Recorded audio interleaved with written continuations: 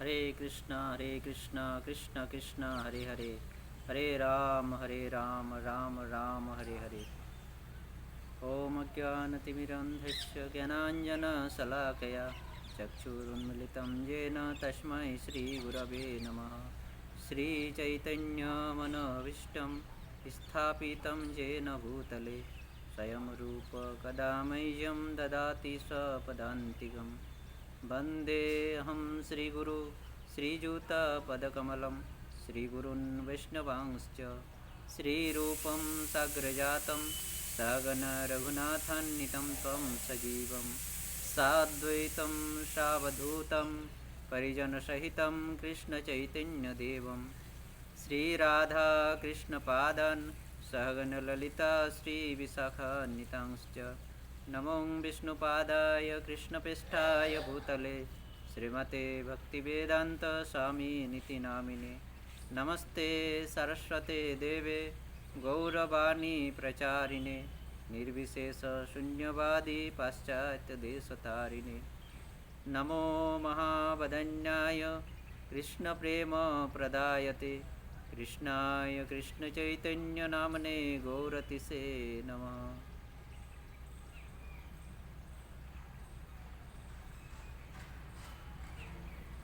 नित्यानंद नमस्तुभ्यं प्रेमानंदप्रदायिने कलोकल्मषोनाशाय जन्मभापतये नमो नमः।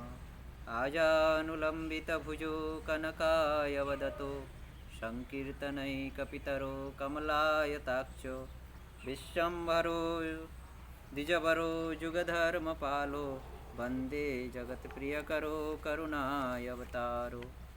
पंचतत्तात्मकं कृष्णं भक्तरूपस्वरूपकं भक्तवतारं भक्ताख्यं नमामि भक्तशक्तिकं। हे कृष्ण करुणा सिन्धो दीनबन्धो जगत्पते गोपेश गोपिकान्त राधाकान्त नमस्तुते। तप्तकाञ्चन गौरांगी राधे वृन्दावनेश्वरी वृषभानुसुते देवी प्रणमामि हरिप्रिये। वृन्दावै तुलसीदेव्यै प्रियायै केशवस्य च विष्णुभक्तिप्रदे देवी सत्यवत्यै नमो नमः। वैराग्ययुगभक्तिरसं प्रयत्नै पाययन् मामन्वीप्सुम् अन्धं कृपां बुधिर्ज परदुःखदुःखी सनातनं त्वं प्रभुमाश्रयामि। श्रीरूप श्री सनातन भट्ट रघुनाथ श्रीजीव गोपाल भट्ट दास रघुनाथ এই ছয় গোসাই করি চরণ বন্দন যাহা হইতে বিঘ্ননাশ অভীষ্ট পুরন। বাঞ্ছা কল্পতরুভ্য চ কৃপা সিন্ধুভৈব চ পতিতানাং পাবনেভ্যো বৈষ্ণবেভ্যো নমো নমঃ। জয় শ্রীকৃষ্ণ চৈতন্য প্রভু নিত্যানন্দ श्री अद्वैत गदाधर श्रीवासादि गौरभक्तवृंद। हरे कृष्ण कृष्ण कृष्ण हरे हरे, हरे राम राम राम हरे हरे। नमो विष्णुपादाय कृष्णपृष्ठाय भूतले श्रीमते गोपालकृष्ण गोस्वामिनीति नामिने प्रभुपादस्य साहित्यं यः प्रकाश्य च वितर्ज्य च प्रचारं कृतवान् साधु भगवत्पादाय ते नमः। हरे कृष्ण। আমরা সনাতন গোস্বামীর সম্বন্ধে শ্রবণ করছি। সনাতন গোস্বামী এখন নীলাচলে অবস্থান করছেন এবং চৈতন্য মহাপ্রভু সনাতন গোস্বামীর মাধ্যম থেকে আমাদেরকে বহু প্রয়োজনীয় শিক্ষা আমাদেরকে প্রদান করেছেন। বিভিন্ন রকমের শিক্ষা আমাদেরকে চৈতন্য মহাপ্রভু সনাতন গোস্বামীকে মাধ্যম করে আমাদেরকে শিক্ষা প্রদান করেছেন। আমাদের জন্য এভাবে চৈতন্য মহাপ্রভু সনাতন গোস্বামীপাদকে নিয়ে বা ছয় গোস্বামীপাদকে নিয়ে এভাবে চৈতন্য মহাপ্রভু বা তার অন্যান্য পারিষদদেরকে নিয়ে চৈতন্য মহাপ্রভু এইভাবে লীলাবিলাস করেছিলেন শুধু আমাদের মতন এই হতভাগা এই দুর্ভাগা জীবদেরকে উদ্ধার করার জন্য। চৈতন্য মহাপ্রভু হচ্ছেন এত দয়ালু, এত কৃপালু, মহাবদান্য, তার মতন মহাবদান্য অন্য কোনো অবতারে ভগবান করেননি। চৈতন্য অবতারে যিনি যত তিনি মহাবাদান্য, যত কৃপালু, যত কৃপা বর্ষণ করেছেন, অন্য অবতারে তিনি তা করেননি। বৈষ্ণবের শরীর কত পবিত্র, সেটি কৃষ্ণের শরীরের সমতুল্য। বৈষ্ণবরা যখন শ্রী গুরুচরণে দীক্ষাকালে নিজেকে সমর্পণ করেন, তখন কৃষ্ণ সেই ভক্তের, সেই শিষ্যের শরীরকে, সেই ভক্তের শরীরকে কৃষ্ণ তার শরীরের সমান করে তোলে। এবং সেই কৃষ্ণ তুল্য শরীরকে, ভগবানের শুদ্ধ ভক্তের সেই চিদানন্দময়, সেই অপ্রাকৃত, সেই কৃষ্ণতুল্য শরীরকে যদি কেউ ঘৃণা করে, তাহলে চৈতন্য মহাপ্রভু বলছেন তাকে কৃষ্ণের কাছে অপরাধী হতে হয়। এই জন্য বৈষ্ণবের শরীর, ভগবানের শুদ্ধ শরীর, সাধু মহাত্মাদের শরীরকে কখনো ঘৃণা করতে নাই। তাদের শরীর যদি ঘৃণ্য হয়, যেমন সনাতন গোস্বামী পাদের শরীর ঘৃণ্য, অর্থাৎ তার শরীরে কণ্ডুরসা হয়েছিল, সবসময় পুঁজ রক্ত নির্গত হতো সেই থেকে, তবু মহাপ্রভু আলিঙ্গন করতেন। মহাপ্রভু নিজে বলেছে, তোমার এই শরীরকে যদি আমি আলিঙ্গন না করতাম, তাহলে আমি কৃষ্ণর কাছে অপরাধী হতাম। এবং কৃষ্ণ, ভগবান চৈতন্য মহাপ্রভুকে কী বলছেন, যে কৃষ্ণ আমাকে পরীক্ষা করার জন্যই, সনাতন তোমার শরীর হচ্ছে অপ্রাকৃত শরীর, চিদানন্দময় দেহ। এবং কৃষ্ণ, মহাপ্রভু বলছেন, কৃষ্ণ আমাকে পরীক্ষা করার জন্য, সনাতন কৃষ্ণ আমাকে পরীক্ষা করার জন্য তোমার এই অপ্রাকৃত চিদানন্দ দেহতে কণ্ডুরসা উৎপন্ন করিয়েছেন, আমাকে পরীক্ষা করার জন্য। এবং আমি যদি তোমাকে আলিঙ্গন না করতাম, তাহলে আমি কৃষ্ণের কাছে অপরাধী হতাম। এইভাবে মহাপ্রভু নিজে আচরণ করেছেন। আচরণ হচ্ছে আমাদের জীবনের অত্যন্ত, আমরা যদি কাউকে শিক্ষা দিতে চাই, তাহলে প্রথমে আচরণ করতে হবে। আমরা যদি বলি বৈষ্ণব হচ্ছে পবিত্র, বৈষ্ণবের শরীর পবিত্র, তাকে ঘৃণা কর না, আর আমরা নিজেই তার সেবা করি না, তার অসুস্থ শরীরকে দেখে তার সেবা করতে চাই না, ঘৃণা করি, তাহলে যে ব্যক্তিকে আমরা শিক্ষা দেবো, সে যদি দেখে আমাদের এই আচরণ দেখে, তখন কি সে নিজে কি পালন করবে? করবে না। সেই জন্য নিজে উপদেশ দিতে গেলে আগে নিজেকে আচরণ করতে হবে, আগে নিজেকে আচরণ করে দেখাতে হবে। চৈতন্য মহাপ্রভু এখানে তাঁর প্রত্যেকটি লীলাতে তিনি আচরণ করে দেখিয়েছেন।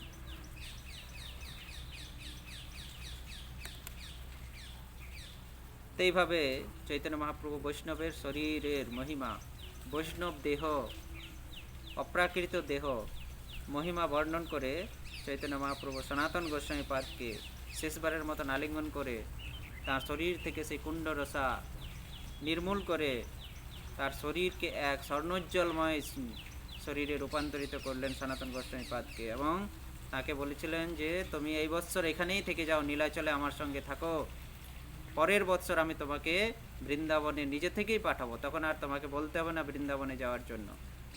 এইভাবে নীলাচলেই থেকে গেলেন, হরিদাস ঠাকুরের সঙ্গে, মহাপ্রভুর ভক্তদের সঙ্গে, মহাপ্রভুর সঙ্গে নিত্য প্রতি মহাপ্রভুর গুণকথা নিমগ্ন থাকতেন, কৃষ্ণ কথায় নিমগ্ন থাকতেন, জগন্নাথ দর্শন করতেন, জগন্নাথ মহাপ্রসাদে নিমগ্ন থাকতেন। এইভাবে তিনি বৎসরের শেষে, বৎসরান্তে, বৎসরের শেষে, আমরা গৌড়ীয় বৈষ্ণবদের বৎসরের শেষ ফাল্গুনী পূর্ণিমা, ফাল্গুনী পূর্ণিমার পরের থেকে নতুন বৎসর শুরু হয়। সেখানে এখানে চৈতন্য মহাপ্রভু, এখানে দেখুন, এখানে চৈতন্য মহাপ্রভুর এই সনাতন গোস্বামীর পাদের লীলা থেকে আমরা জানতে পাই যে গৌড়ীয় বৈষ্ণবদের নতুন বৎসর হচ্ছে ফাল্গুনী পূর্ণিমার পরের থেকে নতুন বৎসর শুরু হয়, অর্থাৎ হোলি। বৎসরান্তে সনাতন গোস্বামীকে, অর্থাৎ দোলযাত্রার পর মহাপ্রভু বলেছিলেন, পরের বৎসর আমি তোমাকে, এই বৎসর তুমি এখানে থেকে যাও, পরের বৎসর আমি তোমাকে বৃন্দাবনে নিজে থেকেই পাঠাবো।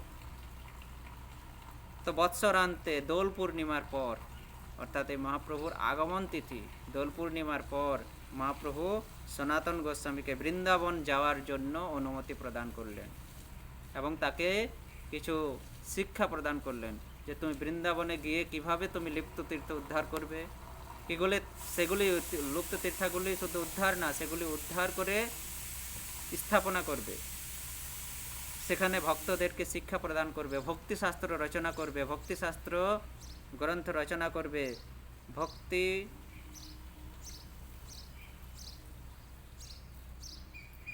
এভাবে সব কিছু যে কি কোন কার্য কিভাবে সাধিত করতে হবে, কিভাবে তাকে করতে হবে বৃন্দাবনে গিয়ে সব কিছু উপদেশ প্রদান করলেন মহাপ্রভু সনাতন গোস্বামী পাদকে, এবং তাকে যাওয়ার জন্য অনুমতি প্রদান করলেন, বৃন্দাবনে গমন করার জন্য অনুমতি প্রদান করলেন।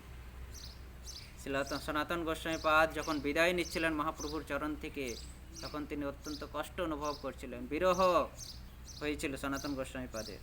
মহাপ্রভুও অত্যন্ত বিরহান্বিত হয়েছিলেন। এভাবে উভয়েই অত্যন্ত বিরহ কাতরতায়, তাদের যে বিরহ কাতরতা উৎপন্ন হয়েছিল উভয়ের মধ্যে, চৈতন্য মহাপ্রভু এবং সনাতন গোস্বামীর মধ্যে, তা অবর্ণনীয় বিরহ কাতরতা উৎপন্ন হয়েছিল। এভাবে অত্যন্ত বিরহের সাথে মহাপ্রভুকে ত্যাগ করে তিনি বৃন্দাবনে যাচ্ছেন। বিরহে কাতরতায় তিনি ধীরে ধীরে নীলাচল থেকে বনপথে বৃন্দাবনের উদ্দেশ্যে রওনা হলেন সনাতন গোস্বামী পাদ। এবং তিনি মহাপ্রভুকে বললেন যে, হে মহাপ্রভু, আপনি যে বনপথে নীলাচল ক্ষেত্র থেকে আপনি যে বনপথ দিয়ে বৃন্দাবনে গমন করেছিলেন, মহাপ্রভু আমারও ইচ্ছা আপনার সেই লীলাস্থলী পথ দিয়ে যাওয়ার বৃন্দাবনে। আপনি সেই পথে যেতে যেতে বৃন্দাবনে, সে নীলাচল থেকে বৃন্দাবনে যেতে যেতে ওই পথ যে পথে গিয়েছিলেন বনপথে, সেই বনে আপনি বিভিন্ন প্রকার লীলা করেছেন।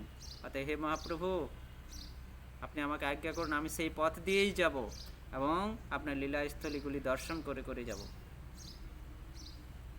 এভাবে শ্রীল সনাতন গোস্বামী পাদ সেই নীলাচল থেকে সেই বনপথ দিয়ে রওনা হলেন, যেই বনপথ দিয়ে চৈতন্য মহাপ্রভু গমন করেছিলেন বৃন্দাবনে। তো সেই পথ মধ্যে মহাপ্রভু যে যে স্থানে যে যে লীলা করেছিলেন, সেই লীলাস্থলীগুলিকে দর্শন করতেন, সেখানকার লীলা আস্বাদন করতেন।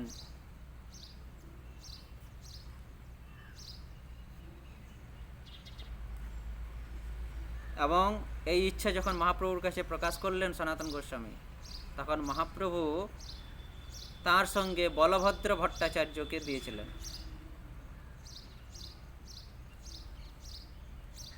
যে তুমি বলভদ্র ভট্টাচার্যের কাছে যাও এবং বলভদ্র ভট্টাচার্যের কাছে গিয়ে তুমি সেই সেই স্থানের নাম, সেই সেই জায়গার নাম এবং সেই সেই স্থানের লীলা মহিমা তুমি তার কাছ থেকে নোট করে লিখিয়ে নাও। বলভদ্র ভট্টাচার্য তিনি বর্ণন করবেন এবং তুমি সেই লীলাস্থলীর নাম, সেই সব জায়গার নাম, সেই সব লীলা স্থানের নাম এবং কী কী লীলা আমি করেছিলাম সেখানে, সনাতন গোস্বামী পাদকে বলছেন, সেই লীলাগুলি তুমি বলভদ্র ভট্টাচার্যের বর্ণনা অনুযায়ী তুমি লিখে নিয়ে যাও। তাহলে তোমার সেই লীলাস্থলীগুলি খুঁজতে সুবিধা হবে। মহাপ্রভুর নির্দেশ মতো তিনি বলভদ্র ভট্টাচার্যের কাছ থেকে সেই লীলাস্থলীর নাম এবং লীলার বর্ণনা তিনি লিখে নিয়েছিলেন, এবং এইভাবে তিনি সেই পথ দিয়ে বিদায় হলেন, নীলাচল থেকে বিদায় গ্রহণ করলেন। এবং রাস্তায় তিনি সেই সব লীলাস্থলীগুলোকে দর্শন করে, সেখানকার সেই লীলা মাহাত্ম্য শ্রবণ করে অত্যন্ত প্রেমাবিষ্ট হয়ে ধীরে ধীরে গোস্বামীপাদ বৃন্দাবনে প্রবেশ করলেন। এভাবে বৃন্দাবনে এসে তিনি চৈতন্য মহাপ্রভুর নির্দেশ মতো, তিনি তাকে যেভাবে উপদেশ দিয়েছিলেন সেইভাবে তিনি লুপ্ত তীর্থস্থান উদ্ধার স্থাপন করা, সেখানে যে ভক্তরা আসতো তাদেরকে যথোচিতভাবে কৃষ্ণ অনুশীলন করানো, কৃষ্ণ অনুশীলনের রাস্তা দেখানো, কৃষ্ণ অনুশীলনের উপদেশ করা, ধর্মশাস্ত্র গ্রন্থ রচনা করা, শাস্ত্র কথা ব্যাখ্যা করা, শাস্ত্র প্রচার করা ইত্যাদি ইত্যাদি কার্যে তিনি লিপ্ত হলেন মহাপ্রভুর নির্দেশ অনুসারে, যেভাবে তিনি নির্দেশ দিয়েছিলেন সেইভাবে। এই জন্য আমরা পরম্পরা অনুসারে দেখতে পাই যে গুরুদেব যেভাবে নির্দেশ দেন আমাদেরকে সেই পথই অনুসরণ করে চলা কর্তব্য।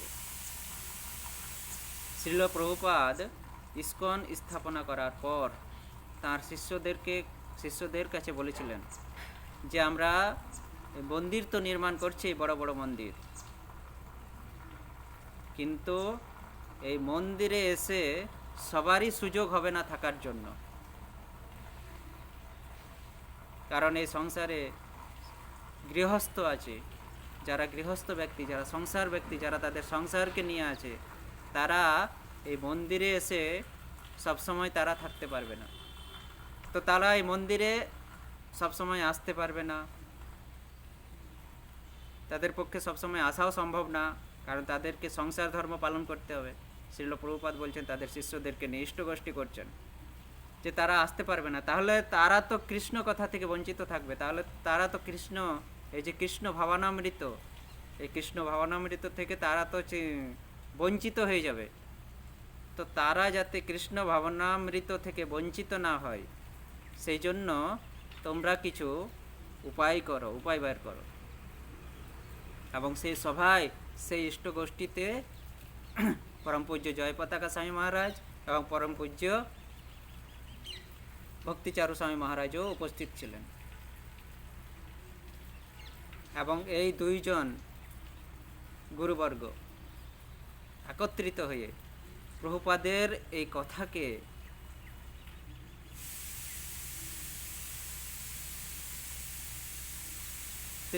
তারা হৃদয়ে ধারণ করে, তারা বিভিন্ন শাস্ত্রগ্রন্থ থেকে, মহাপ্রভুর উপদেশবাণী থেকে, নিত্যানন্দ প্রভুর উপদেশবাণী, ভক্তি বিনোদ ঠাকুরের উপদেশবাণী, ভক্তি সিদ্ধান্ত সরস্বতী ঠাকুরের উপদেশবাণী, সব গ্রন্থকে একত্রিত করে সেখান থেকে সার বস্তু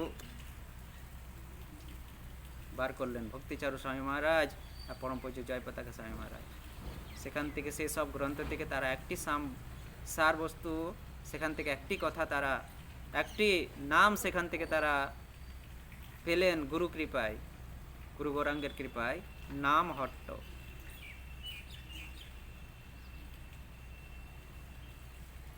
চৈতন্য মহাপ্রভু উপদেশ দিয়েছিলেন যে ঘরে ঘরে গিয়া নাম প্রচার করো, শোনো শোনো হরিদাস, শোনো নিত্যানন্দ।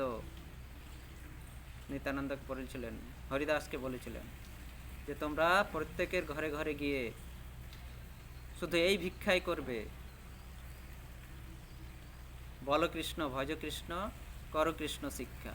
তোমরা সকলেই কৃষ্ণ কথা আলোচনা করো, কৃষ্ণ কথা ভজনা করো, কৃষ্ণের ভজনা করো, কৃষ্ণের কথা আলোচনা করো এবং কৃষ্ণের শিক্ষা অনুশীলন করো। তারপর নিত্যানন্দ প্রভু সেই উপদেশকে নিয়ে ঘরে ঘরে গিয়ে নদিয়া গোদ্রুমে নিত্যানন্দ মহাজন পাতিয়াছে নামহট্ট জীবেরও কারণ, এই পদাবলী নামহট্ট। তারপর ভক্তি বিনোদ ঠাকুরের উপদেশবাণীতে নামহট্ট। এভাবে তারা দেখলেন যে এটি হচ্ছে গৃহস্থ ব্যক্তিদের কাছে প্রচার করার একমাত্র উপায়, এই নামহট্ট। এবং জয়পতাকা স্বামী মহারাজ এবং ভক্তিচারু স্বামী মহারাজ এই নামহট্টের প্রতি খুব জোর দিলেন।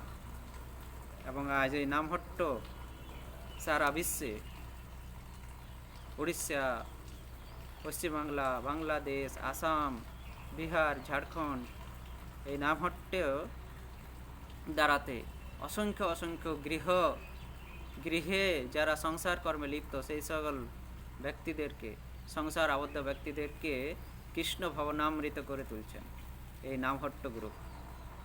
এইভাবে নামহট্ট গ্রুপের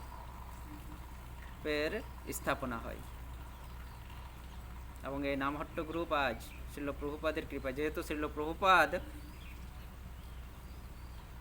বলেছিলেন যে তোমরা উপায় করো যেন গৃহস্থ ভক্তরা এই কৃষ্ণ ভাবনামৃত থেকে বঞ্চিত না থেকে যায়, যেন তারা সবসময় কৃষ্ণ ভাবনায় ভাবিত থাকে, সেই উপায় তোমরা করো।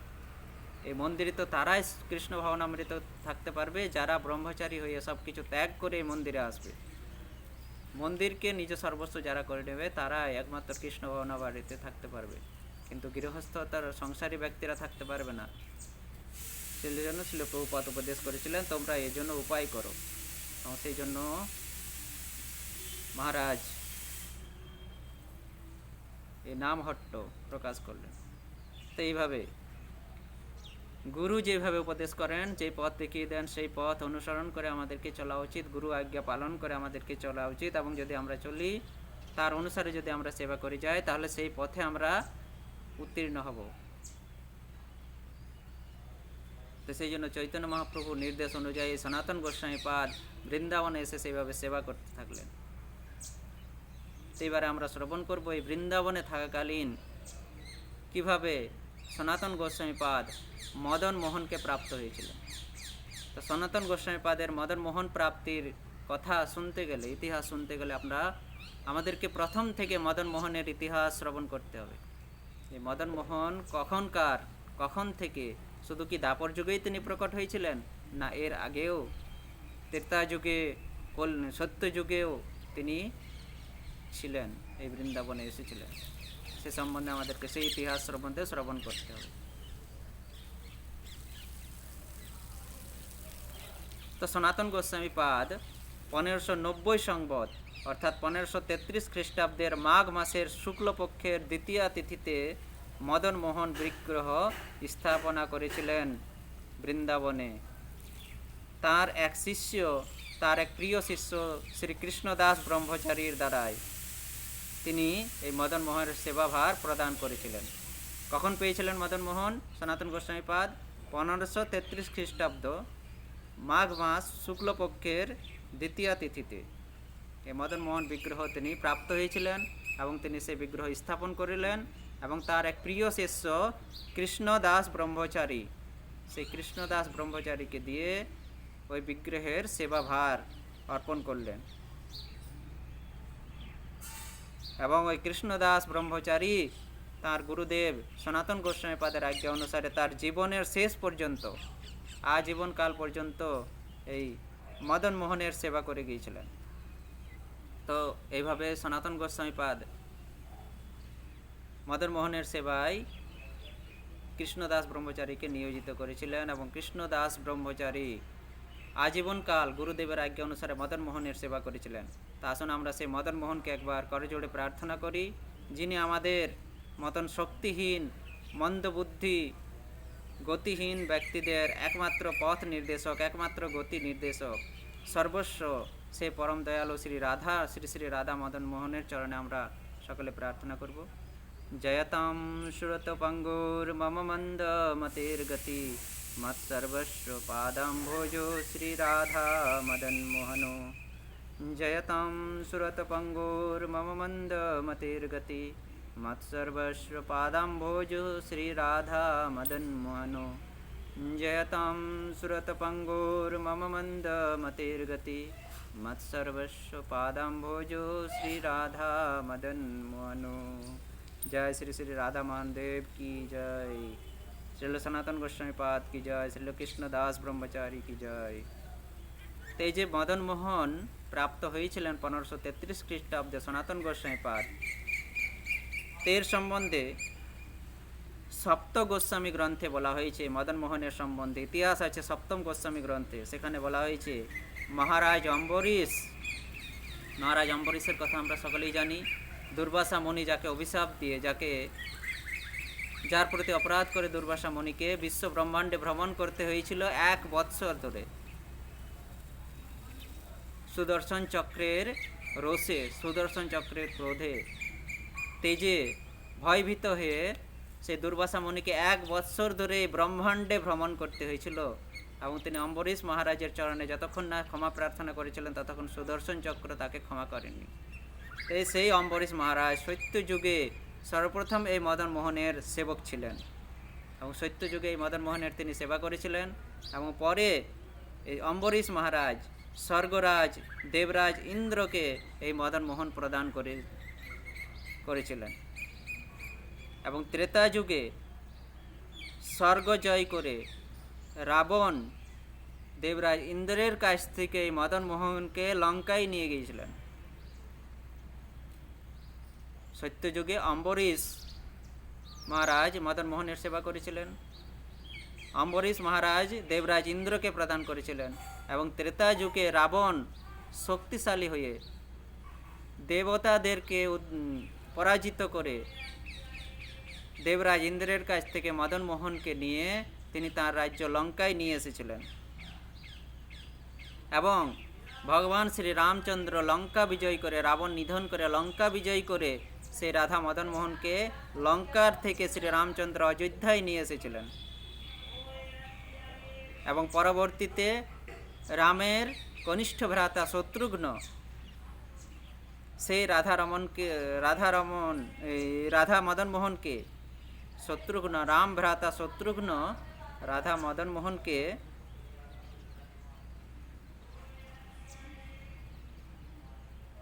মথুরায় নিয়ে আসেন।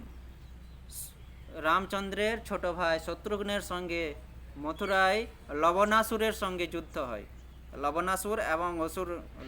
লবণাসুর এবং শত্রুঘ্নের সঙ্গে যুদ্ধ হয় এবং লবণাসুরকে বধ করে, শত্রুঘ্ন লবণাসুরকে বধ করে ওই রাধা মদন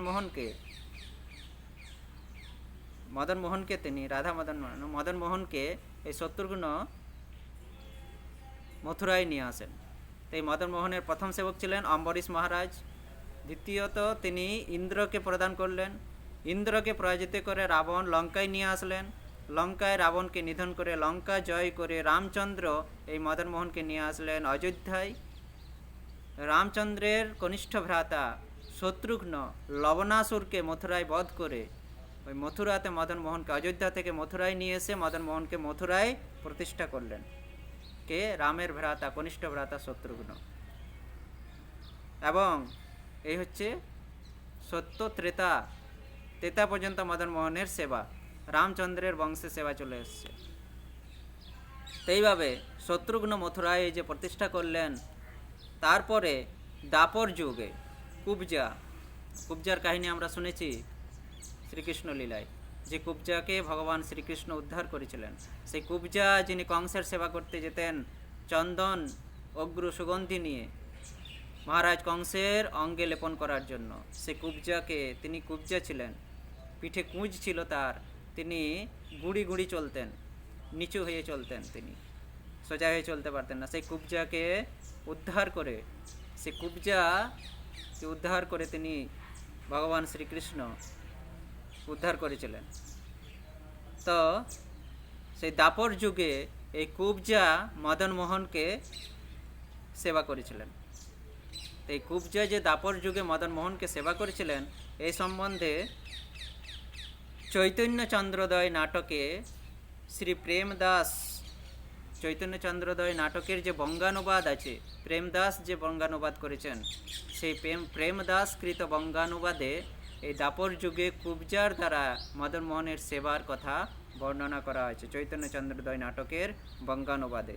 সেখানে প্রেমদাস তার বঙ্গানুবাদের 6ষ্ঠ অঙ্কে, চৈতন্য চন্দ্রোদয় নাটকের বঙ্গানুবাদে প্রেমদাস 6ষ্ঠ অঙ্কে বলেছেন, পূর্বে কৃষ্ণ গেলা যবে মথুরা নগরে, কংসবধ করি গেলা কুবজার মন্দিরে। পূর্বে দাপর যুগে কৃষ্ণ যখন মথুরায় গিয়েছিলেন, মথুরা নগরে গেলেন এবং কংসকে বধ করলেন। কংসকে বধ করার পর তিনি গেলেন কুবজার মন্দিরে, অর্থাৎ কুবজার গৃহে তিনি গেলেন ভগবান শ্রীকৃষ্ণ। কুবজাকে করিয়া কৃপা বিদায় হইয়া, যাইতে চাহেন কৃষ্ণ না দেয় ছাড়িয়া। কুবজা কীভাবে মদন মোহনকে পেয়েছিলেন সেই কথা বর্ণনা আছে এখানে। তো কুবজাকে সেখানে উদ্ধার করলেন, কৃপা করলেন এবং কুবজাকে কৃপা করার পর ভগবান শ্রীকৃষ্ণ সেই কুবজার গৃহ থেকে যাওয়ার জন্য ইচ্ছা প্রকাশ করলেন, কিন্তু কুবজা তাকে যেতে দিচ্ছিলেন না, ছাড়তে চাইছিলেন না। কুবজা তাকে তার গৃহেই থাকতে বলছিলেন, কিন্তু কৃষ্ণকে তো যেতে হবে। সেই জন্য কৃষ্ণ কি করলেন? কৃষ্ণ কহে কুবজা তুমি মুদহ নয়ান, এথায় থাকিব নাহি যাব অন্য স্থান। কৃষ্ণ বললেন কুবজাকে, হে কুবজা তুমি নয়ন মোদন করো, তুমি চোখ বন্ধ করো, আমি কোথাও যাব না। এথায় থাকিব নাহি যাব অন্য স্থান, আমি এখানেই থাকবো, আমি অন্য স্থান কোথাও যাব না, তুমি শুধু চোখ বন্ধ করো। কৃষ্ণের বচনে কুবজা নয়ান মুদিলা, অন্তর্ধান করি কৃষ্ণ তথা হইতে গেলা। তো কৃষ্ণের নির্দেশে কৃষ্ণ যখন বললেন যে তুমি চোখ বন্ধ করো, আমি এখান থেকে কোথাও যাব না, তো কুবজা যখন কৃষ্ণের নির্দেশে চোখ বন্ধ করলেন তখন কৃষ্ণ সেখান থেকে অন্তর্ধান হয়ে গেলেন। আপন দ্বিতীয় মূর্তি প্রতিমার ছলে, কুব্জা ঘরে রাখি গেলা মদন গোপালে। তো ভগবান শ্রীকৃষ্ণ তার যে প্রতিমূর্তি মদন গোপাল, সেই মদন গোপালকে কুব্জার গৃহে তিনি রেখে দিয়ে গেলেন। মথুরাতে কুব্জা যত দিবস আছিলা, মদন গোপাল সেবা আপনে করিলা। এইভাবে কুব্জা মথুরাতে যতদিন ছিলেন, ওই যে কৃষ্ণকে তিনি দেখতে পেলেন না, কিন্তু সেই জায়গাতে মদন গোপাল বিগ্রহকে তিনি পেলেন, কৃষ্ণের অদ্বিতীয় স্বরূপ। তো সেই কুব্জা যতদিন মথুরাতে ছিলেন, সেই মদন গোপালের সেবা করেছিলেন, নিজেই সেবা করতেন তিনি। কালক্রমে কুব্জা যবে অপ্রকট হইলা, ব্রাহ্মণ তখন সেবা করিতে লাগিলা। কালক্রমে যখন কুব্জা সেখান থেকে অপ্রকট হলেন মথুরানগর থেকে, তো কুব্জার পরে সেখানকার ব্রাহ্মণরা, ওই মথুরানগরের ব্রাহ্মণরা মদন মোহনের সেবা করতে লাগলেন। এভাবে কতকাল ধরে ব্রাহ্মণরা সেবা করেছিলেন মদন মোহনের। কতকালে যবন হইল বলবান, না দেয় করিতে সেবা না শুনে পুরাণ। তো এই ব্রাহ্মণরা সেখানে মদন মোহনের সেবা করতেন, পুরাণ ইত্যাদি কথা ব্যাখ্যা করতেন সেখানে ব্রাহ্মণরা। এভাবে আনন্দিত ছিলেন তারা। কিন্তু যখন সেখানে যবনরা বলবান হলেন, মথুরায় যখন যবনরা শক্তিশালী হয়ে উঠল, বলবান হইল, কতকালে যবন হইল বলবান, না দেয় করিতে সেবা না শুনে পুরাণ। কিছুকাল পর যখন যবনরা বলবান হয়ে উঠল, তারা তার মদন মোহনের সেবাও করতে দিচ্ছে না, আর তারা পুরাণ কথাও শুনতে চাইছে না, সেখানে কিছুই করতে দিচ্ছে না। সেই জন্য ব্রাহ্মণরা কি করলো, সেবক ব্রাহ্মণ সব গেল পালাইয়া, মদন গোপালে কুঞ্জ ভিতরে রাখিয়া। সেই জন্য ভয়ে ওই ব্রাহ্মণদেরকে অত্যাচার করত, সেই জন্য তারা সেখান থেকে, মথুরানগর থেকে সেই ব্রাহ্মণরা পালিয়ে গেলেন এবং মদন মোহনকে এক কুঞ্জের ভেতরে নুকিয়ে দিলেন। কুঞ্জের ভেতরে রেখে নুকিয়ে দিয়ে তারা সেখান থেকে পালিয়ে গেলেন সেই ব্রাহ্মণরা। এইভাবে ওই কুঞ্জের ভেতরেই মদন গোপাল থেকে যান। আমরা গোবর্ধনের গোপালের কথাও শ্রবণ করেছি, তাকে কুঞ্জে রাখা হয়েছিল। পরবর্তীতে মাধবেন্দ্র পুরীপাদ এসে তাকে উদ্ধার করেছিলেন। আর এইবারে আমরা শ্রবণ করব মদন গোপাল, রাধা মদন মোহন। তো সেই মদন গোপালকে ব্রাহ্মণরা, সেই সত্যযুগের অম্বরীশ মহারাজের সে মদন গোপাল সেবা হতে হতে হতে হতে মথুরায় ব্রাহ্মণদের হাতে সেবা পাচ্ছিলেন। কিন্তু যবনদের অত্যাচারে ব্রাহ্মণদেরকে তারা যখন অত্যাচার করতে লাগলো, মদন মোহনের সেবাতে বাধা দিতে লাগলো, তখন ব্রাহ্মণরা সেখান থেকে পালিয়ে গেলেন এবং মদন মোহনকে এক কুঞ্জের ভেতরে নুকিয়ে দিলেন। এভাবে তারা পালিয়ে গেলেন এবং পরবর্তীতে দাপরের শেষে এই কলিযুগে সেই কুঞ্জ হতে অদ্বৈত আচার্য সেই মদন মোহনকে প্রাপ্ত করলেন। অদ্বৈত আচার্য, জয় শ্রীকৃষ্ণ চৈতন্য প্রভু নিত্যানন্দ শ্রী অদ্বৈত, সেই অদ্বৈত আচার্য মদন মোহনকে প্রাপ্ত হয়েছিলেন। তো অদ্বৈত আচার্য কিভাবে মদন মোহনকে প্রাপ্ত হলেন, এই সম্বন্ধে আমরা শ্রবণ করব। এবং এই অদ্বৈত আচার্যের মদন মোহন প্রাপ্তির কথা শ্রবণ করলেই আমরা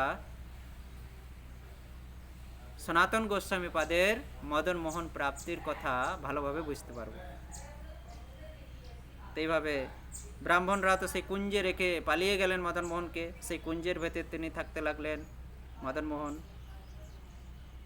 এবং এভাবে মদন মোহন পরবর্তীতে অদ্বৈত আচার্য প্রাপ্ত করেছিলেন। অদ্বৈত আচার্যর কাছ থেকে সনাতন গোস্বামী যমুনা তীরে তাঁর সেবা স্থাপনা করেছিলেন, যেখানে এখন মদন মোহন মন্দির আমরা দর্শন করি বৃন্দাবনে, ভগ্ন মন্দির যবনদের অত্যাচারে। যাই হোক, সেখানে সেই দ্বাদশ আদিত্য টিলার উপরে সনাতন গোস্বামী পাদ সেখানে প্রতিষ্ঠা করেছিলেন। এবং এই যবন অত্যাচারের জন্য পরবর্তীতে এই মদন মোহন এখন করলি, রাজস্থানের করলিতে অবস্থান করছেন। আমরা যদি রাজস্থানের করলি যাই, তো এই সনাতন গোস্বামী পাদের মদন মোহন বা এই সত্যযুগের অম্বরীশের সেবায়িত মদন মোহনকে আমরা দর্শন করতে পাই এখন এই রাজস্থানের করলিতে। তিনি এখন রাজস্থানের করলিতে রাজবাড়িতে তিনি এখন বিরাজমান, সেখানে সেবা পাচ্ছেন, তিনি অবস্থান করছেন। তো মদন মোহনকে অদ্বৈত আচার্য কীভাবে এই কুঞ্জ থেকে উদ্ধার করলেন বা প্রাপ্ত হলেন, সে সম্বন্ধে আমরা শ্রবণ করব। তো কুবজার সেবার পরে ব্রাহ্মণরা সেবা করতেন। ব্রাহ্মণরা যবনের ভয়ে তাকে কুঞ্জের ভেতরে রেখে, ঝোপের মধ্যে রেখে লুকিয়ে দিয়ে বৃন্দাবনের, এবং অন্যত্র পালিয়ে গেলেন তারা মথুরা থেকে। তো অদ্বৈত আচার্য যখন এই বৃন্দাবন এসেছিলেন বৃন্দাবন দর্শন করার জন্য,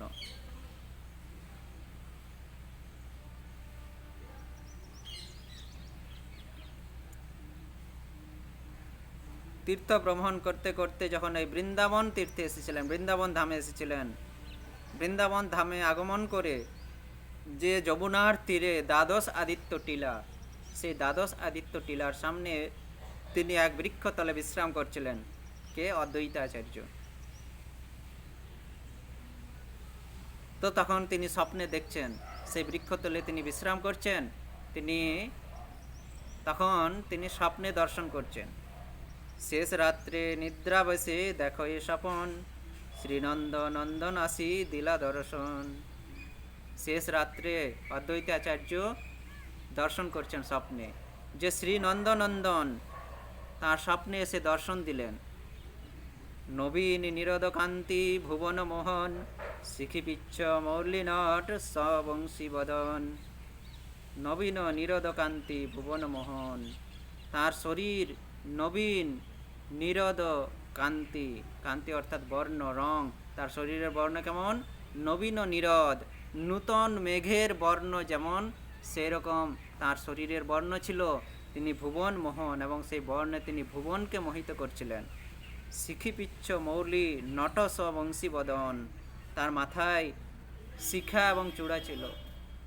ময়ূর পাখা, শিখিপিচ্ছ অর্থাৎ ময়ূর পাখা এবং ধারণ করেছিলেন, চূড়া ধারণ করেছিলেন। মৌলি নটবংশী সবংশী বদন, তিনি নটবর বেশি ছিলেন এবং বংশী ধারণ করেছিলেন। পীতাম্বরধারী পদে সোনার নূপুর, নবনীত কলেবর রসামৃতপুর। তিনি পীতাম্বর ধারণ করেছিলেন এবং তার পায়ে নূপুর ছিল। নবনীত কলেবর রসামৃতপুর, তার কলেবর নবনীত, রসামৃতপুর, নবনীত, নবনীর মতো তার কলেবর, দেহ সুকোমল ছিল। অপরূপ রূপ দেখি মহানন্দ পাইয়া, মহানৃত্য করে প্রভু ঊর্ধ্ববাহু হইয়া। এই অদ্বৈত আচার্যকে মহাবিষ্ণু এবং সদাশিবের অবতার। তো তিনি যখন এই অপরূপ রূপ দর্শন করলেন ওই স্বপ্নের মধ্যে, অদ্বৈত আচার্য অত্যন্ত আনন্দ পেয়ে তিনি ঊর্ধ্ববাহু, দুই বাহু উপরে তুলে তিনি নৃত্য করতে লাগলেন। স্বয়ং কৃষ্ণচন্দ্র কহে তুমি মোর অঙ্গ, তোমার সঙ্গ পাইলে বাড়ে প্রেমের তরঙ্গ। কৃষ্ণচন্দ্র তাকে বলছেন যে হে অদ্বৈত, তুমি হচ্ছে আমার অঙ্গ, এবং তোমার সঙ্গ পেলে আমার আনন্দ বাড়ে। পাইলে বাড়ে প্রেমের তরঙ্গ, আমার যে প্রেম, এই প্রেম আমার বর্ধিত হয়, প্রেমের তরঙ্গ আমার বর্ধিত হয় তোমার সঙ্গ পেলে। অদ্বৈত আচার্য, তুমি আমার হচ্ছ অঙ্গ, এবং তোমার সঙ্গ পেলে আমার প্রেমের তরঙ্গ বর্ধিত হয়, বাড়ে। গোপেশ্বর শিব তুহু বড় দয়াময়, জীবের মঙ্গল লাগি তোমার উদয়। তুমি হচ্ছ গোপেশ্বর শিব এবং অত্যন্ত দয়াময়, জীবের মঙ্গলের জন্য তুমি উদয় হয়েছে এই কলিকালে। অদ্বৈত আচার্য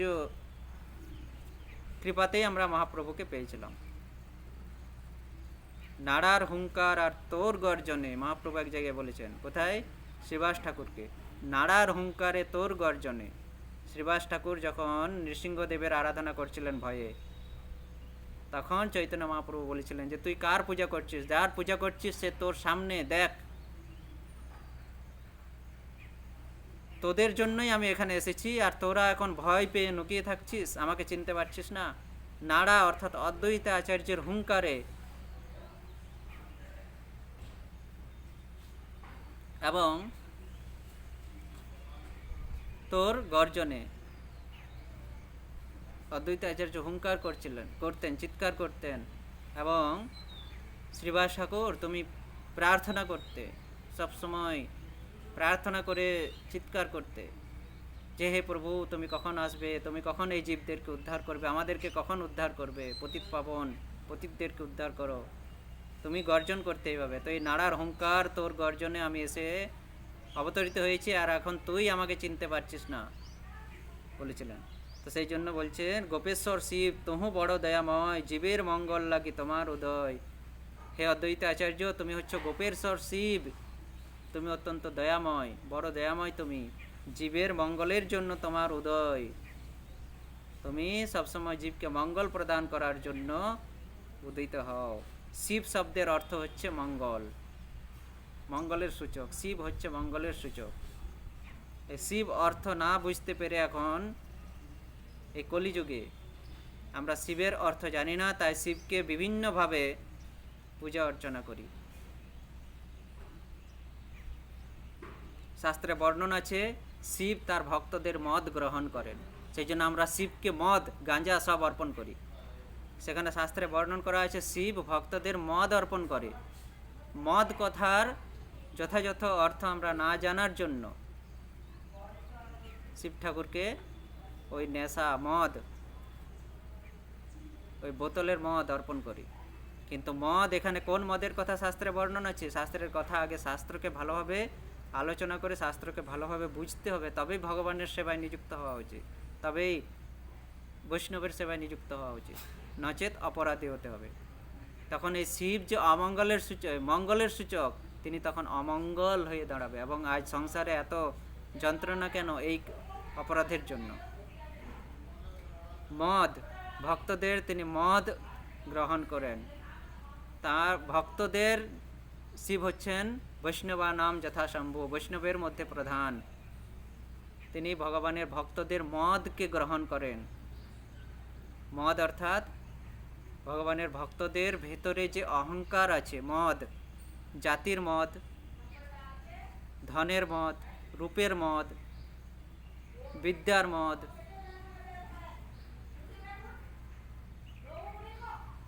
এবং এই যে মদ, এই যে অহংকার, মদ শব্দের আরেক অর্থ হচ্ছে মদ, মদ অর্থাৎ অহংকার। আর এক মদ শব্দের অর্থ হয় নেশাগ্রস্ত মদ, যাকে পান করলে পানীয় দ্রব্য, মাদক দ্রব্য, নেশা দ্রব্য, মাদক দ্রব্য, মদ। এই মদ শব্দের দুটি অর্থ, এক তো মাদক দ্রব্য আর দ্বিতীয়ত হচ্ছে অহংকার। তো সেখানে শাস্ত্রে যে মদের কথা বর্ণনা করেছেন, শিব তার ভক্তদের মদকে গ্রহণ করেন। তার ভক্তদের হৃদয়ের মধ্যে যে মদ, যে অহংকার, যে অহংকার থাকলে তারা কৃষ্ণকে জানতে পারবে না, সেই অহংকারকে শিব গ্রহণ করেন। এই অর্থ না জানার জন্য শিব যে মঙ্গলের সূচক, শিব এখন অমঙ্গলের সূচক হয়ে এই আমাদেরকে এত করোনা, আমফান, ইয়াস, বিভিন্ন রকমের এই অমঙ্গল প্রদান করছেন। শিব মদ গ্রহণ করেন।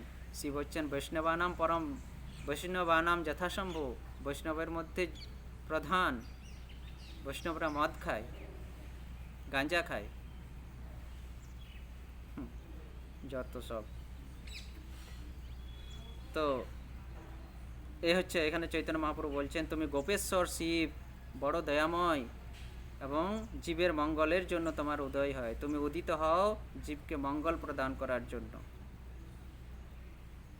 তারপর মদন মোহন বললেন, হে অদ্বৈত, অতি নিকটেই যমুনা তীরে যে দ্বাদশ আদিত্য টিলা আছে, সেই টিলায় আমি মদন মোহন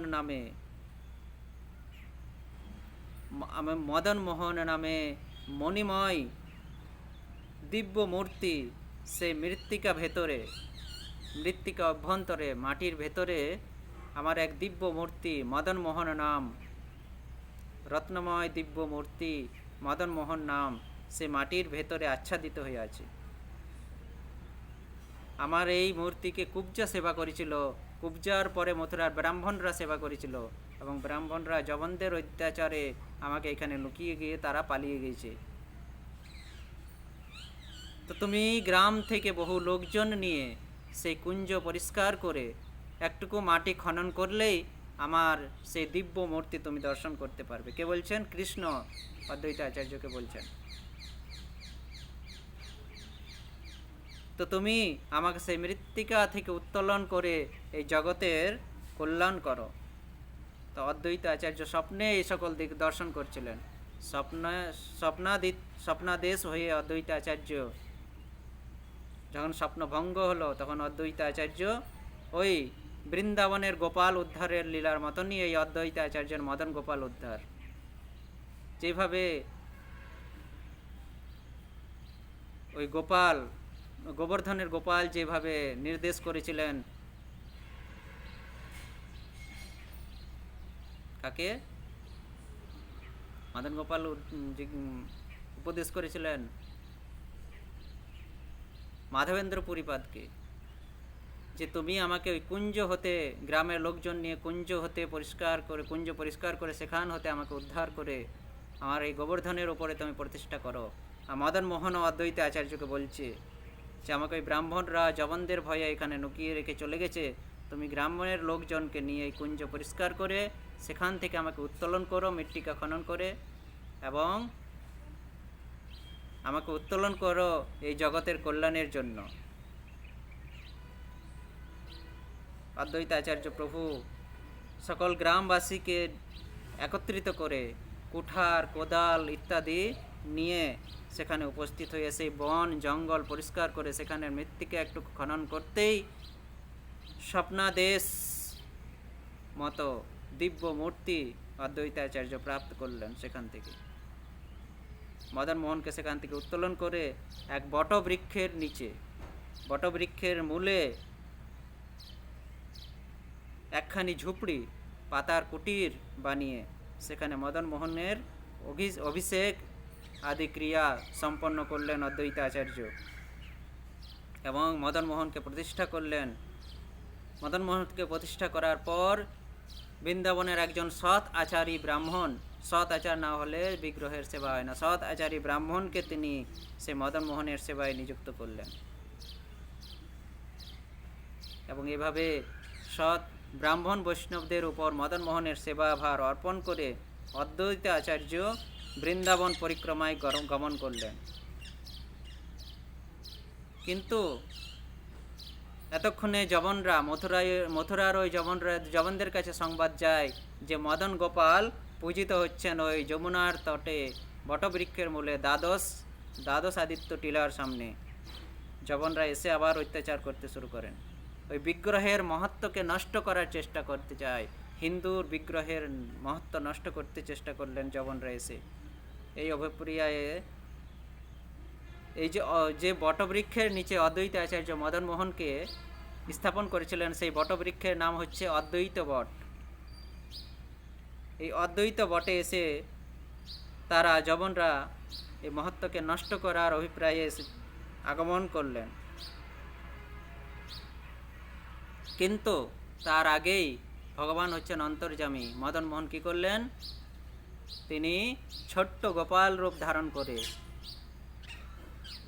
ওই অদ্বৈত বটে যখন জবনরা আসার পরিকল্পনা নিলেন, তখন মদন গোপাল ছোট্ট বিগ্রহ, ছোট্ট গোপাল রূপ ধারণ করে ফুলের মধ্যে অন্তর্হিত হয়ে গেলেন, ফুলের মধ্যে নুকিয়ে গেলেন, নিজেকে নুকিয়ে দিলেন ফুলের মধ্যে, নিজেই ছোট্ট গোপ বালক রূপ ধারণ করে, ছোট্ট গোপাল রূপ ধারণ করে ফুলের মধ্যে নুকিয়ে পড়লেন।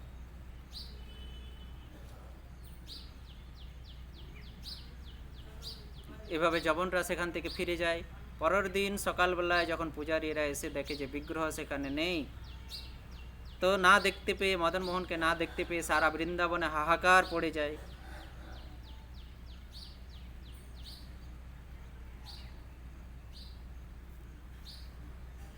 তো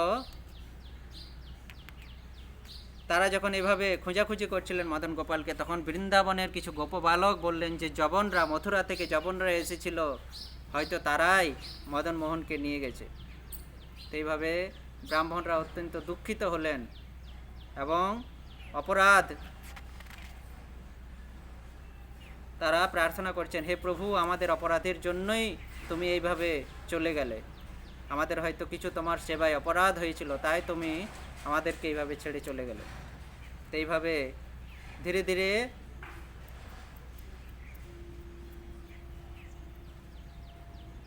ব্রাহ্মণ, ওই যে সেবককে অদ্বৈত আচার্য নিয়োজিত করেছিলেন, সেই অদ্বৈত আচার্যের সেবক অদ্বৈত আচার্যের কাছে, তিনি তখন বৃন্দাবন পরিক্রমায় ছিলেন, তখন তিনি ওই সেবক অদ্বৈত আচার্যকে গিয়ে বলছেন যেইভাবে মদন গোপাল অন্তর্ধান হয়েছেন, মদন গোপালকে আমরা খুঁজে পাচ্ছি না।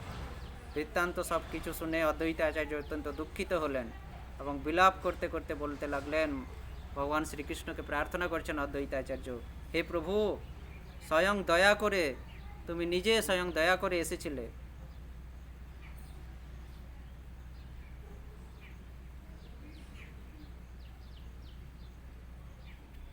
এবং তুমি নিজেই দয়া করে এসেছিলেন, হে প্রভু, তুমি নিজেই দয়া করে এসেছিলে, কিন্তু এখন আমার অপরাধের জন্য তুমি আবার চলে গেছো, জানি না আমার কি অপরাধ হয়েছে। এভাবে যখন অদ্বৈত আচার্য খুব দুঃখ করছিলেন এবং অনশন করে, মদন গোপালের বিরহে তিনি অনশন করে, দুঃখে কাতরে অনশন করলেন, তিনি পান করা, ভোজন করা সব কিছু তিনি বন্ধ করে দিলেন এবং এভাবে অনশন করে তিনি যখন বৃক্ষমূলে রাত্রিকালে শয়ন করেছিলেন অদ্বৈত আচার্য, তখন মদন মোহন অদ্বৈত আচার্যকে মধুর স্বরে বলতে লাগলেন, অদ্বৈত, অদ্বৈত, ওঠো, আমি যবন ভয়ে গোপাল মূর্তিতে পুষ্পের মধ্যে লুকিয়ে আছি, হে অদ্বৈত, তুমি অনশন করো না, তুমি দুঃখ করো না, তুমি ওঠো, আমি যবনদের ভয়ে, যবনদের কাছ থেকে বাঁচার জন্য, যবনের হাত থেকে নিজেকে বাঁচানোর জন্য আমি ছোট্ট গোপাল রূপ ধারণ করে সেখানেই আছি, আমি পুষ্পের ভেতরে লুকিয়ে। স্বপ্ন দেখে অদ্বৈত আচার্য তাড়াতাড়ি মন্দিরে গিয়ে পুষ্প সরিয়ে দেখছেন গোপাল মূর্তিতে সেখানে তিনি লুকিয়ে আছেন, বিরাজ করছেন এবং অত্যন্ত গোপাল মূর্তি দর্শন করে, গোপাল বিগ্রহ দর্শন করে, মদন মোহনের এই গোপাল বিগ্রহকে দর্শন করে অদ্বৈত আচার্য অত্যন্ত আনন্দিত হলেন এবং তিনি সে সময়ই ওই শ্রী গোপালকে ফল, জল ইত্যাদি সমর্পণ করলেন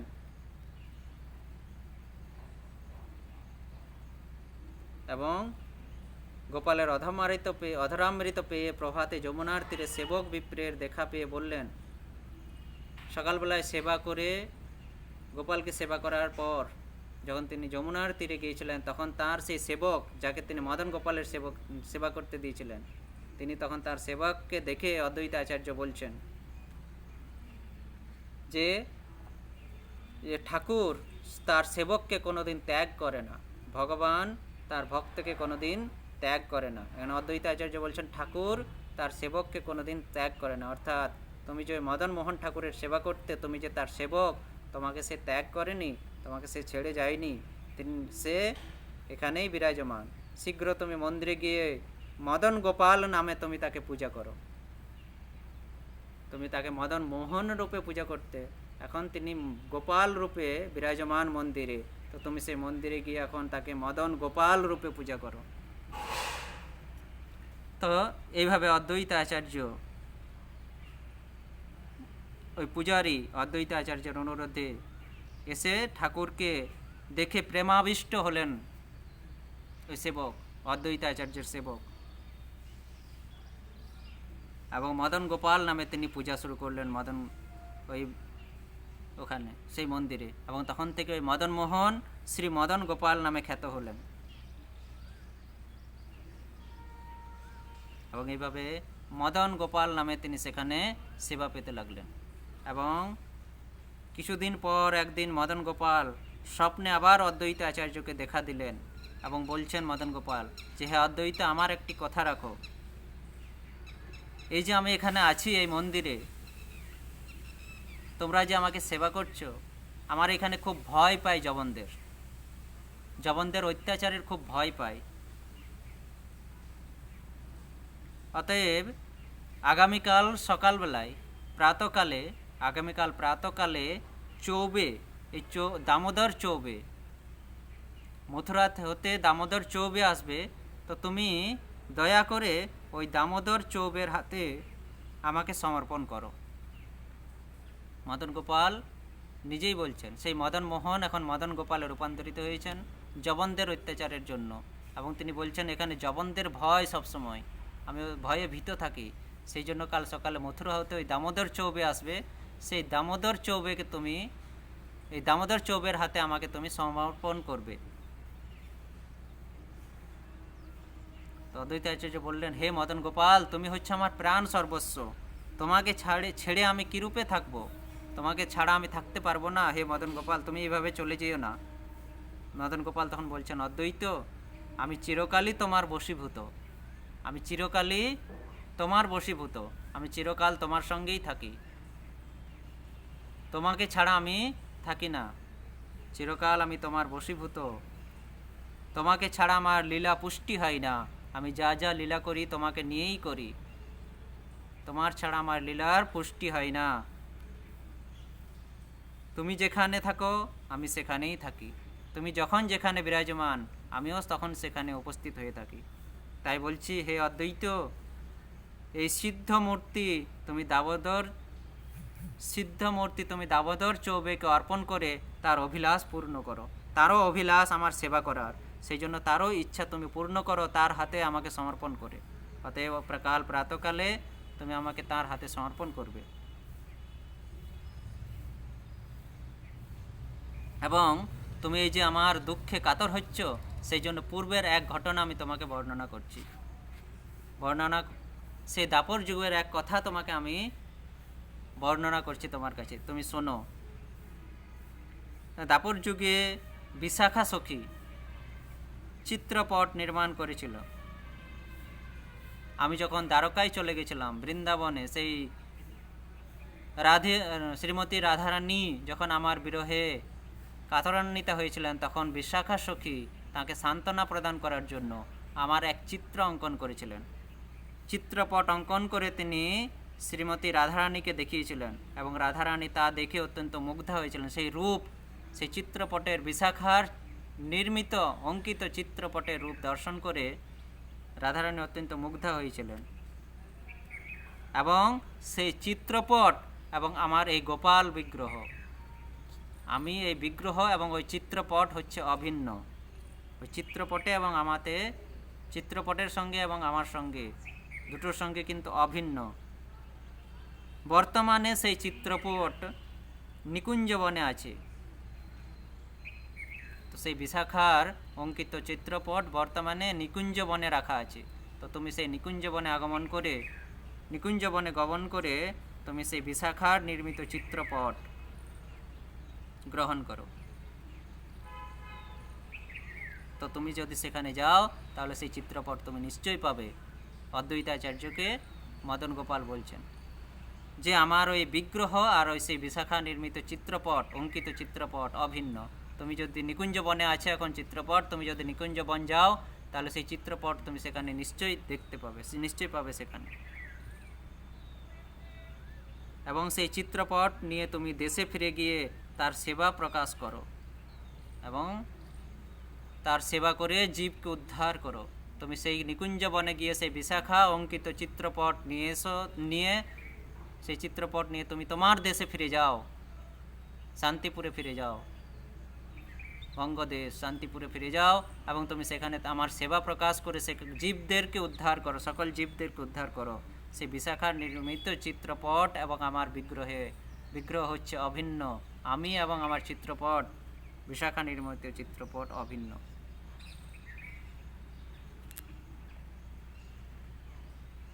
এইভাবে স্বপ্নাদেশ দিয়ে ভগবান অন্তর্ধান হন অদ্বৈতাচার্যকে স্বপ্নাদেশ দিয়ে। অদ্বৈতাচার্য স্বপ্নাদেশ মতো পরের দিন সকালবেলায় দেখছেন দামোদর চৌবে এসে উপস্থিত হয়েছেন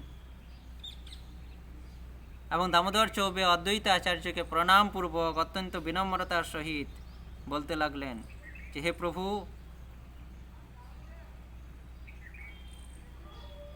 আপনি হচ্ছেন সর্বজ্ঞ দেব অবতার। অদ্বৈতাচার্যকে বলছেন, হে প্রভু, আপনি সর্বজ্ঞ দেব অবতার। রাত্রিবেলায় আমাকে মদন গোপাল স্বপ্নে দেখা দিয়ে বলেছিলেন, আদেশ করেছেন যে আপনি, অদ্বৈতাচার্যকে বলছেন দামোদর চৌবে, যে আপনি কুঞ্জ হতে যে মদন গোপাল প্রকট করেছেন, সেই মদন গোপাল আমাকে প্রদান করার জন্য আজ রাত্রিবেলায় সেই মদন গোপাল আমাকে স্বপ্নে নির্দেশ দিয়েছেন। তার স্বপ্নাদেশে আমি আপনার কাছে এসে আমি আপনার কাছে ভিক্ষা চাইছি সেই মদন গোপাল পাওয়ার। তো এইভাবে অদ্বৈত আচার্য দামোদর চৌবের কথা শ্রবণ করে এবং স্বপ্নের কথায় স্মরণ করে সে মদন গোপাল বিগ্রহ তিনি দামোদর চৌবের হাতে সমর্পণ করলেন এবং দামোদর চৌবে সেই বিগ্রহকে নিয়ে মথুরায় গমন করলেন এবং অদ্বৈত আচার্য তখন ক্রন্দন করতে করতে বিরহে কাতর হয়ে ক্রন্দন করতে করতে নিকুঞ্জ বনে গিয়ে সেই বিশাখা অঙ্কিত চিত্রপট সেখান থেকে উদ্ধার করে প্রাপ্ত হয়ে সেখানে প্রাপ্ত হয়ে নিকুঞ্জ বনে সেই বিশাখা অঙ্কিত চিত্রপট প্রাপ্ত হয়ে তিনি শান্তিপুরে চলে এলেন এবং শান্তিপুরে তিনি এই বিশাখা অঙ্কিত যে চিত্রপট সেই চিত্রপটের তিনি সেবা করতে লাগলেন এবং এইভাবে তিনি জীবকে উদ্ধার করেছিলেন, জগৎ জীবকে উদ্ধার করার জন্য চৈতন্য মহাপ্রভুকে আহ্বান করেছিলেন তাঁর সেবা করে। তো এইভাবে অদ্বৈত আচার্য যে কীভাবে মদন গোপালকে প্রাপ্ত হয়েছিলেন এবং পরবর্তীতে অদ্বৈত আচার্য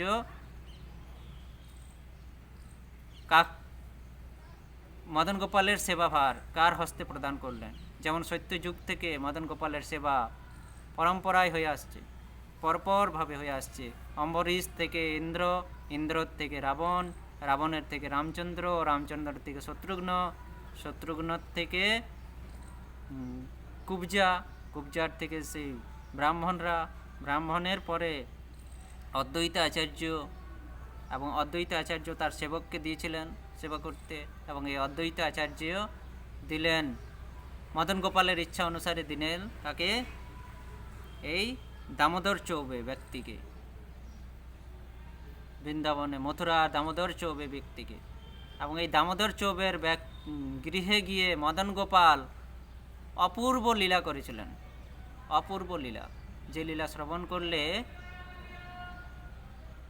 রোমাঞ্চিত হয়, গায়ে কাঁটা দেয়। তো এই যে আমরা এখানে শ্রবণ করছি যে ভগবান স্বয়ং শ্রীকৃষ্ণ তিনি যবন ভয়ে ফুলের মধ্যে লুকিয়ে গেলেন, কিসের জন্য? তার ভক্তদেরকে তার মহিমা জানানোর জন্য, যে তিনি কত মহিমান্বিত, তার এই যে বিগ্রহ তার কত মহিমান্বিত, তার কত লীলা। তিনি ইচ্ছা করলে জবানদেরকে অনায়াসে শেষ করতে পারতেন, কিন্তু কি হয়, এই যে পৃথিবী, এই যে সংসার তিনটি গুণের দ্বারাতে চলে, সাত্ত্বিক, রাজসিক, তামসিক। যখন যেই গুণের প্রাধান্যতা থাকে ভগবান সেই গুণের দিকে, সেই গুণের পথ অবলম্বন করেন। যদি সত্য গুণের পথ অবলম্বন করেন ভগবান তখন ওই সত্য পথের দিকে থাকেন এবং এই সত্য পথের দিকে সাত্ত্বিক গুণের প্রভাব বেশি হলে তখন এই সাত্ত্বিক গুণের দিকে ভগবান যেহেতু থাকেন, সেই জন্য এই সাত্ত্বিক গুণের অনুগামীরা তখন বর্ধিত হতে থাকেন, তাদের শক্তি তখন বর্ধিত হতে থাকে। এবং এই সাত্ত্বিক গুণের প্রভাব যখন বেশি থাকে তখন দেবতাদের শক্তি বৃদ্ধি পায় এবং আসরিক শক্তি হ্রাস পায়। সাত্ত্বিক, রাজসিক শক্তি যখন প্রভাবিত হয়, এই তিন গুণের শক্তি কিন্তু বাড়া কমা হয়। তিন গুণের শক্তি কখনো রাজসিক বেড়ে যায় তো তামসিক ঘটে যায়, তামসিক বেড়ে যায় রাজসিক ঘটে যায়, আবার কখনো রাজসিক ঘটে যায় তো সাত্ত্বিক বেড়ে যায়। এভাবে যখন যে গুণের প্রাধান্যতা বেশি থাকে তখন ভগবান সেই গুণের পক্ষ অবলম্বন করেন এবং ভগবান সেই গুণের পক্ষে থাকার জন্য সেই গুণ তখন শক্তিশালী হয়ে ওঠে। সাত্ত্বিক গুণের প্রভাব বৃদ্ধি পেলে ভগবান সাত্ত্বিক গুণের পথে থাকেন এবং সাত্ত্বিক গুণের থাকার জন্য তখন সত্য গুণের শক্তি বাড়ার জন্য তখন দেবতাদের শক্তি বর্ধিত হয়, তখন অসুর শক্তি বিনাশ প্রাপ্ত হয়। এবং রাজসিক শক্তি যখন রজগুণ যখন বৃদ্ধি প্রাপ্ত হয় তখন ভগবান রজগুণের পক্ষ অবলম্বন করেন এবং ভগবান ওই রজগুণের পক্ষে থাকার জন্য তখন আসরিক শক্তি বৃদ্ধি প্রাপ্ত হয় এবং তখন সুর শক্তি বিনাশ হয়, দেবতাদের শক্তি তখন বিনাশ হয়। আবার কালক্রমে যখন তামসিক শক্তি বৃদ্ধিপ্রাপ্ত হয় তখন ভগবান সেই তামস শক্তির দিক অবলম্বন করেন, তামস শক্তির পক্ষ অবলম্বন করেন, এবং যখন ভগবান ওই তামসিক শক্তির পথ অবলম্বন করেন তখন ওই তামসিকের শক্তি বেড়ে যায় এবং সেই ফলেই তখন পৃথিবীর ধ্বংস হয়। এভাবে এই সময় যবনরা যখন অত্যাচার করছিল তখন রাজসিক গুণের প্রভাব বেশি ছিল, সেই জন্য ভগবান ওই যবনদের ওই রাজসিক গুণের প্রভাবে ছিলেন বলেই যবনদের শক্তি বেশি বেড়ে গিয়েছিল, এবং তারা তখন হিন্দুদের মন্দির নির্যাতন, বিগ্রহ নির্যাতন করেছিলেন, হিন্দুর বিগ্রহের নির্যাতন। সেই জন্যই ভগবানও তখন যেহেতু ওই রাজসিক গুণের পক্ষ অবলম্বন করেছেন, তাই তিনি নিজেকেও ভীত ভেবে তিনি নিজেও ভীত হয়ে লুকিয়ে গেছেন, এক স্থান থেকে অন্য স্থানে চলে গেছেন। পুরীর জগন্নাথ দেব উঠে রাজাপুরে চলে এসেছিলেন যবন ভয়ে। তো এই হচ্ছে গুণের প্রাধান্যতার অনুসারে ভগবানের লীলা, গুণের প্রাধান্যতা অনুসারে ভগবান লীলা করেন, এই হচ্ছে কারণ। এই জন্য মদন গোপাল ফুলের মধ্যে লুকিয়ে গিয়েছিলেন এবং পরবর্তীতে দামোদর চৌবে তাকে নিয়ে গিয়ে তাঁর গৃহে সেবা করেন এবং সেখানে তিনি অপ্রাকৃত লীলা করেছিলেন মদন গোপাল সেখানে। তো তা আমরা শ্রবণ করব সেখানে কিভাবে লীলা করতেন, এবং সেখান থেকে সনাতন গোস্বামী পাদ এই মদন মোহনকে প্রাপ্ত করেছিলেন। ওই মদন মোহনই কিন্তু মদন গোপাল রূপে সেবিত হচ্ছেন দামোদর চৌবের গৃহে। তা পরবর্তীতে আমরা তার সম্বন্ধে শ্রবণ করব। তখন এই প্রসঙ্গ আমরা এখানেই সমাপ্ত করছি। হরে কৃষ্ণ। যদি কিছু ভুল দোষ ত্রুটি হয় সকল বৈষ্ণবের কাছে ক্ষমা প্রার্থনা চাইছি, সকলে আমায় ক্ষমা করবেন, নিজ গুণে সকলে ক্ষমা করবেন। হরে কৃষ্ণ। বাঞ্ছা কল্পতরুভ্যশ্চ কৃপা সিন্ধুভৈর্বচ পতিতানাং পাবনেভ্যো বৈষ্ণবেভ্যো নমো নমঃ। জয় শ্রীল সনাতন গোস্বামী পাদ কি জয়, শ্রীল মহাপ্রভু কি জয়, শ্রীল মদন মোহন কি জয়, শ্রীল প্রভুপাদ কি জয়। নিতাই গৌর প্রেমানন্দের। হরি হরি बोल। হরে কৃষ্ণ।